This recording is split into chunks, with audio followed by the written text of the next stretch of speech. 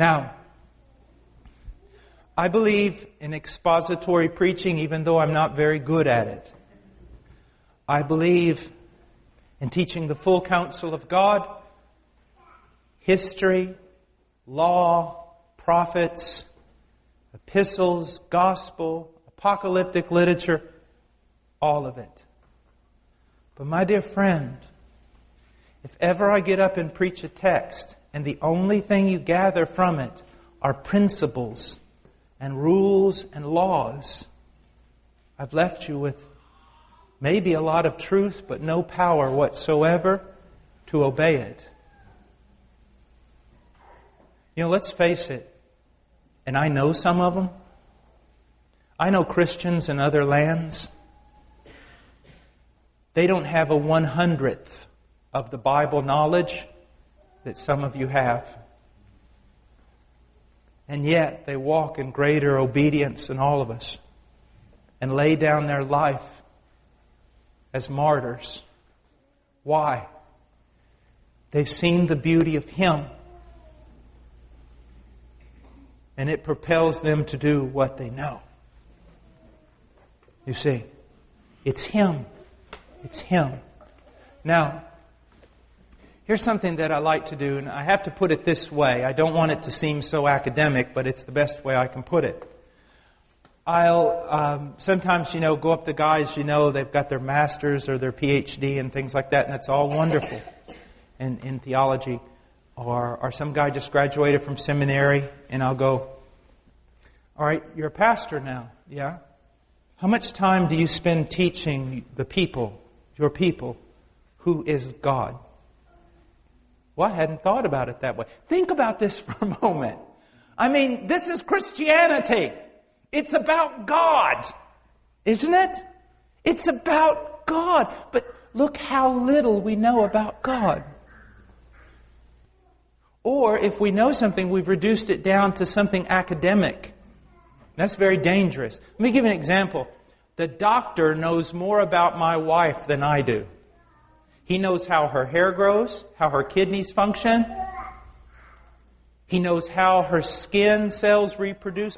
Doesn't he? He knows all about it. But does he know my wife like I do? Absolutely not.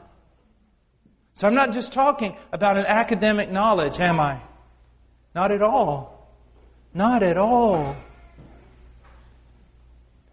I'm talking about,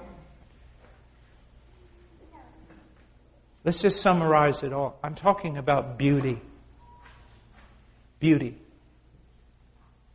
When you see that beautiful beach with sand and clear water, or those pristine mountains in that travel brochure, you're caught, aren't you? You just want to go there because of what you see. The beauty of what you see. And that's what the Christian life is. Greater and greater revelations of God in Christ that draw out our affections and drive us to Him and following Him. And I want to tell you something. Just by way of a personal testimony, I'm not really that religious. Religion really doesn't excite me that much. And even though the Scriptures are full of laws and wisdom and principles, they don't keep me. They don't. They do not. I'm sorry. I'm sure a lot of you are a lot more religious than I am and a lot nicer and everything else. But those things aren't strong enough to hold me.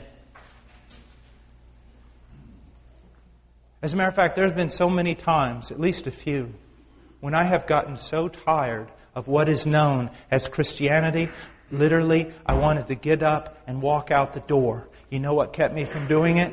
It wasn't a right way of life, and it wasn't principles, and it wasn't wise laws, and it wasn't proverbs, and it wasn't even